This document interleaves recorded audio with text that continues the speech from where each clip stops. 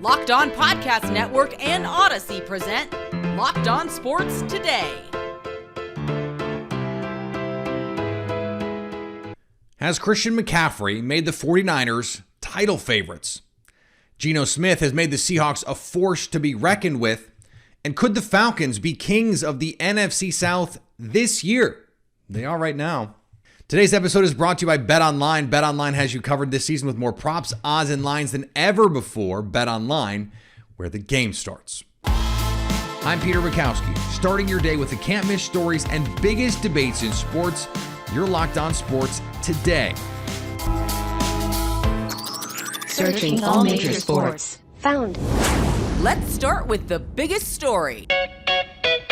The Rams were coming off a bye week in a game they absolutely had to have against their NFC West rivals. The problem is Kyle Shanahan owns Sean McVay, and we saw proof of ownership on Sunday afternoon at SoFi Stadium in a 31-14 beatdown. Christian McCaffrey scored a rushing touchdown, a receiving touchdown, and even threw a touchdown just for good measure. He had as many throwing touchdowns as Matthew Stafford in this game. Joining me now from Locked On 49ers, and of course, Peacock and Williamson, Brian Peacock. And Brian, this is a 49ers team, as I mentioned, that owns the LA Rams, but still, this game had a different kind of flavor to it, given the urgency from the Rams. What impressed you most about what you saw from San Francisco?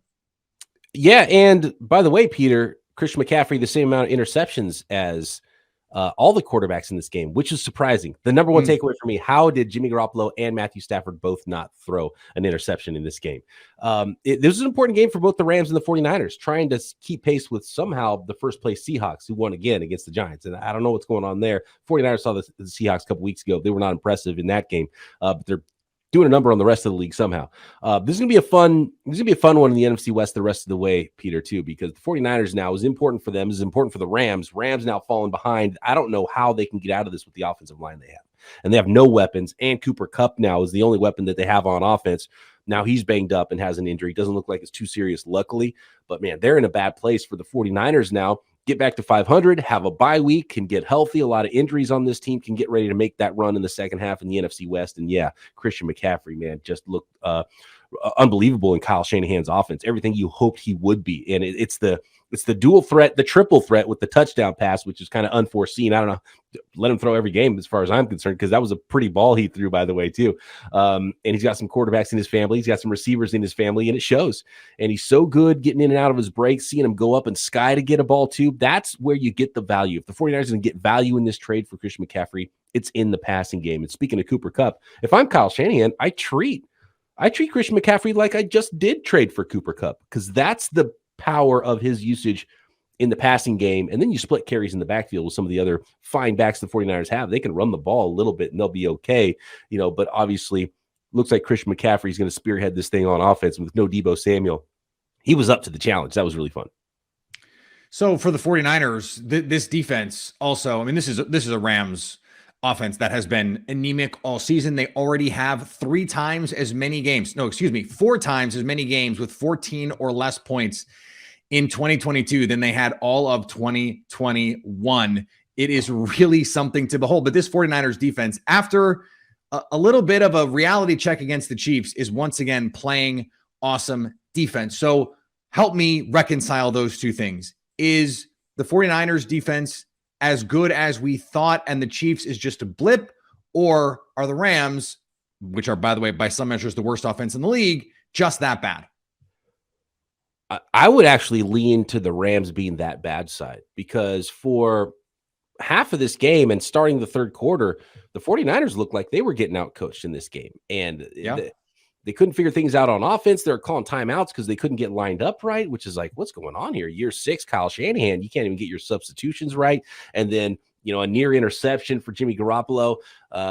Then, a sack where there was just a complete missed assignment with the offensive line, and you're punting away the ball. This is the beginning of the third quarter. It's like, oh, this looks terrible for the 49ers. I think the Rams might run away with this one. And then all of a sudden, they woke up. D'Amico Ryans woke up. Kyle Shanahan woke up. The entire San Francisco 49ers team woke up. And boom, boom, boom. They're scoring on the ground. They're scoring through the air. Jimmy Garoppolo's dropping dimes. The defense just completely shuts them out in the second half. And if it's the team we saw in the second half against the Rams and this team we saw in the first 5 games before all the injuries hit the 49ers defense, that's a scary defense. It's a top 5, maybe top 1 defense in the NFL. They have to get healthy during the bye week to see that. But I think definitely a big part of that was how bad the Rams offense looks and their offensive line. They've got to do some work here in the next couple of days before the deadline, or else I think the Rams might be shot this year.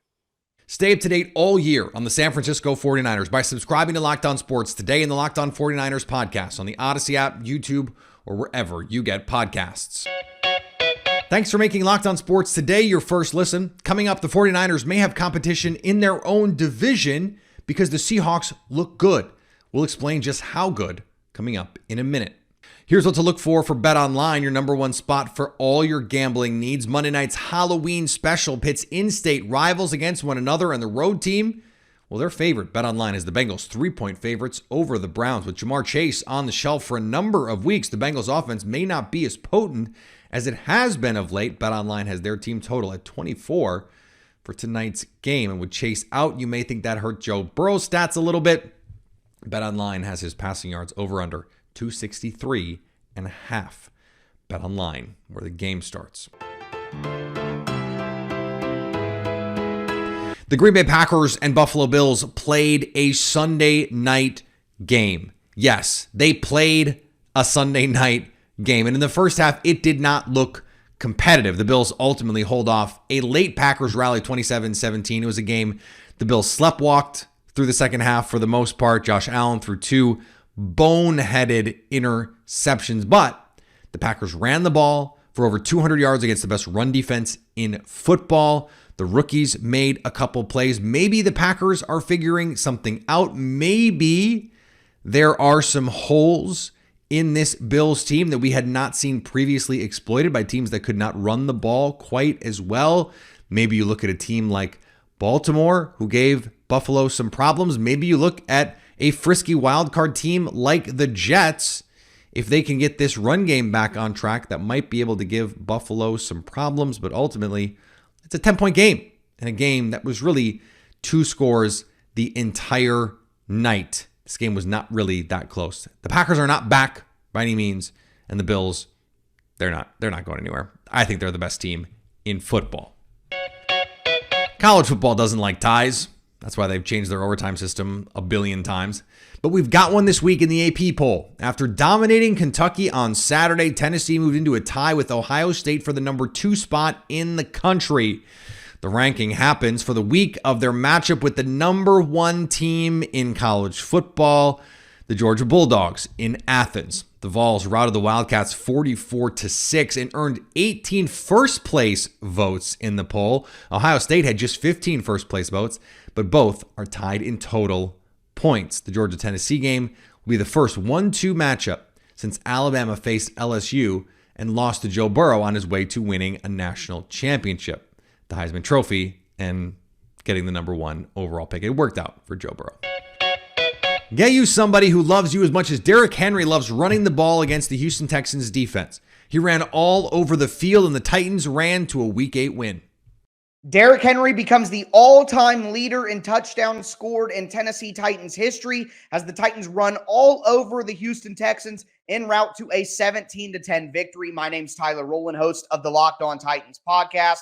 Derrick Henry does it again. Derrick Henry goes for over 200 yards and has 2 rushing touchdowns. He's done that 6 times in his career. 4 times have been against the Houston Texans, and that actually is the most 200-yard rushing games with 2 rushing touchdowns performances in NFL history. So Derrick Henry just seems to own the Houston Texans, but the Titans defense stepped up in a major way as well, limiting the Houston Texans to nothing really other than that pity touchdown late in garbage time. The Titans have won 5 games in a row, have a complete stranglehold on the AFC South, and have a big game on Sunday Night Football next week against the Kansas City Chiefs. For more analysis, check out the Locked On Titans YouTube channel. Locked On Titans, it's your team every day.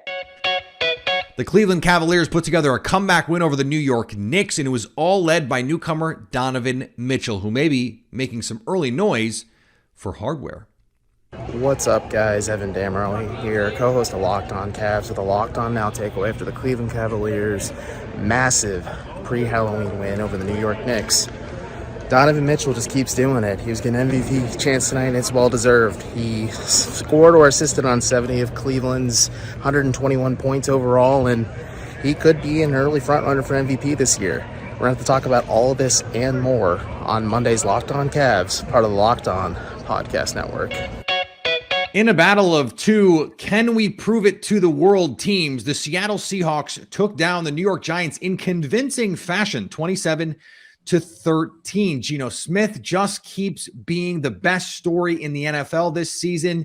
A 2-touchdown day for him, and Kenneth Walker scores the sealer in the fourth quarter. Joining me now from Seattle and from our Locked On Seahawks podcast, Corbin Smith. And Corbin, this is a Seahawks team that at the beginning of the year, everyone thought, okay, this is going to be probably one of the 5 worst teams in the league outside of Seattle. And right now they are sitting atop the NFC West at 5-3. How are they doing it?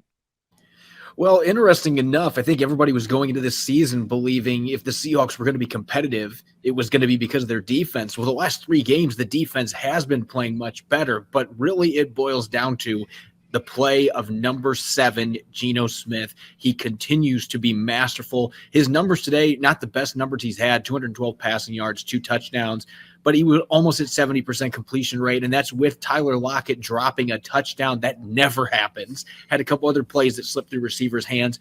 He just continues to amaze with his efficiency and the way that he is commanding Shane Waldron's offense. Everyone else has followed suit. Running back Ken Walker III has given some extra juice to this offense with Rashad Penny going down for the season. The receiving weapons, they have Metcalf and Lockett not even at 100% coming through with clutch catches today. So the offense has really been what has carried this team most of the year, and now the defense is caught up. So you put those together with the rookie class. They've got 6 guys that are starting for them from this rookie class, and they're playing well. That is the complete package right now for this football team. And some might say they're playing with house money, but then going out and beating a 6-1 Giants team that proved today to me that they very much are for real. I actually was going to this game thinking Seattle would win this fairly easily. And for 3.5 quarters, it was a very tight game. And so this is a statement win for the Seahawks. There's no question about it. Speaking of statements, Tyler Lockett, after the game, said the following: "It's amazing what we can accomplish when no one cares who gets the credit." This feels like a direct shot at Russell Wilson, or at least a reference to him, even if it's not a shot in the way that we might think of it. It seems like Geno Smith has buoyed this team, and that they, and certainly former Seahawks players, have been reinvigorated by a different energy in the building in Seattle. To what degree do you think that part of this, the non-Russell Wilson era Seahawks, has given a little shot in the arm to this team? I think that is definitely a big part of the equation here. And you can see it with just the way that Pete Carroll's carrying himself. And he looked like he got some of his energy and some of his vigor back this offseason. If you were there for mini camps and then training camp, it just seemed like he was back to being his usual chewing my gum at 100-mile-an-hour speed. He's a high-energy guy, despite his age. High-energy guy. It seemed like he was back. Last year really wore down on him, and I don't want to sit here and say that that's all on Russell Wilson, but, I mean, the situation clearly had reached a point where it was not working anymore, not just for the quarterback with the organization, but I think you could say that for a lot of his teammates as well. I think that they were ready for something different to try to get that culture back to where they wanted it, and so far the results have been obvious on the field, not just because Geno Smith is beloved in the locker room, but the results that he is putting out there on the field, the way that everybody's playing for each other. I don't think that Lockett meant to take a shot directly at Russell Wilson with that comment, but it's easy to see why it would be interpreted that way, especially the way this team is playing and how things have gone for the Broncos so far. This team has now won 3 straight. Quickly, Corbin, what is the ceiling for this Seahawks team? You know, before the season started, I thought the ceiling for this team was 7 or 8 wins. Right now, I think 10 or 11 is feasible because of just how good this rookie class has been. And again, most importantly, Geno Smith, I've been saying it on radio shows the last couple of weeks. I mean, put him in the top 3 right now for MVP. He deserves to be in that discussion. His stats stack up with the likes of Josh Allen and Patrick Mahomes. You look at the top quarterback stats, he's one of the 3 quarterbacks that's consistently across the board in those categories, and he has earned being in that discussion. And so as long as he's playing the way that he has played so far this season, the rookies keep contributing, and the defense continues its resurgence. Suddenly in this wide open NFC, this does look like a team that could win double-digit games. Who would have thought that going into the season? Stay up to date all year on the Seattle Seahawks by subscribing to Locked On Sports Today and the Locked On Seahawks podcast on the Odyssey app, YouTube, or wherever you get podcasts. Coming up, can the Atlanta Falcons, yes, the Atlanta Falcons, compete for the NFC South crown? It's theirs right now.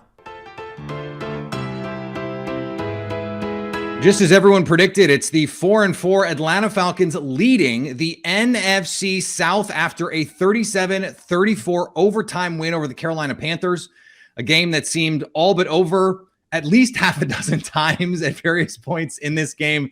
Joining me now from Locked On Falcons, Aaron Freeman. And Aaron, let's start with this particular game because it's a game that Atlanta seemed to be in comfortable control of. And then the Panthers put up 21 in the fourth quarter, including a go-ahead drive that seemed to end the game before an extra point with a celebration penalty and then overtime and interception. I mean, this game was absolutely crazy.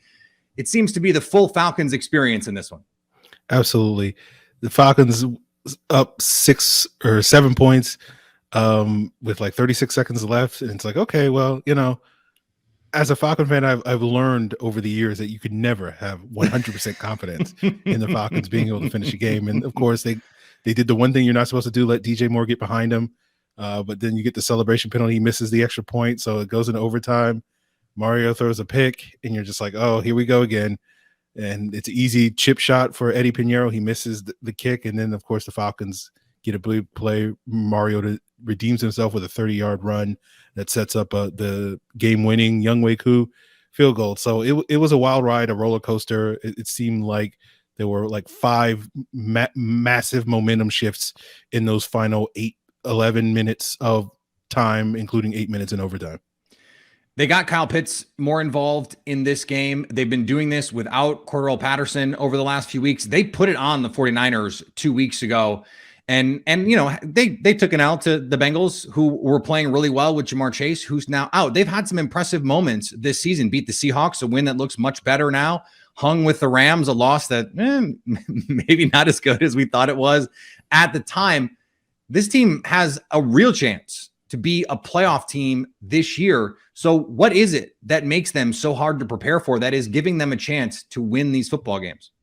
It's really their run game, and even not having Cordarrelle Patterson these last couple of games, they've been able to mostly sustain that rushing attack, and it kind of masks for the fact that they don't really have much of a passing game. It was a little bit better today. Marcus Mariota did attempt more than 20 passes today. That's been a tall order so far this season. Kyle Pitts certainly benefited from that, and so really, at this point in time, over these next couple of games, the Falcons face a number of winnable games. They got the Chargers, they got the rematch against the Panthers, they got Washington, Chicago, Pittsburgh, all before their Week 14 bye. So they have an opportunity now that they're in first place that they could potentially, against a relatively soft part of their schedule, rack up some wins and hopefully create some distance between them and whoever else is in neck and neck with them in the NFC South, because whoever winds up winning this division, probably, at least based off what we've seen so far this season, is not going to be the world's most complete team. But, beggars can't be choosers at this point with the Falcons. I understand the questions around Marcus Mariota as a starter, as a long-term starter piece, certainly. And I think this team, there were questions, okay, even if they could be a wild card team, let's say, and most people did not think they could even be that. They looked at this team and said, this is one of the worst teams in the league. They have not been that through the first 8 weeks of the season. But is this a game where Marcus Mariota throws 3 touchdowns and makes some plays late that makes you go, okay, maybe there is a little bit more on the bone here in this passing game that could make them dangerous come December, January? Yeah, right now, when you look at this Falcons passing attack, it is not very good, right? They basically do everything in their power to prevent the quarterback from throwing the football in meaningful situations. But the hope is, as the rest of the season wears on, that the team in this passing attack starts to click a little bit better. You're not hearing people complain about Kyle Pitts' usage anymore. You're not hearing people complain about Drake London's usage anymore. And we're not sitting here going like, oh my God, if the Falcons throw the ball more than 15 or 20 times in a game, that's a bad thing. Most NFL offenses can throw the ball, 25. Mariota threw it 28 times. It's incredible to watch this Falcons offense and be like, oh my God, our quarterback threw the ball 28 times in this game. And we're approaching levels that pretty much every other NFL offense usually is living by. So I think that's really where the growth they can show down the stretch. They're not there yet, but hopefully if this team is going to be playing meaningful games in December and January, they should be there by the end of this year.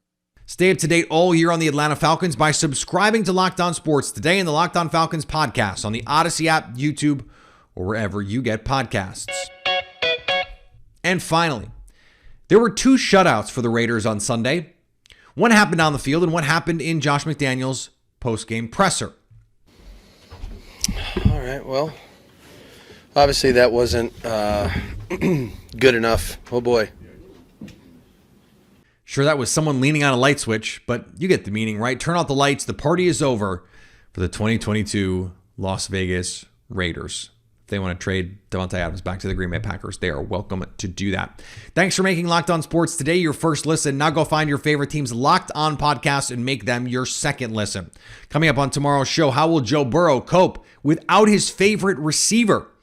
So at least until tomorrow, stay Locked On Sports Today. Locked On Podcast Network and Odyssey present Locked On Sports Today.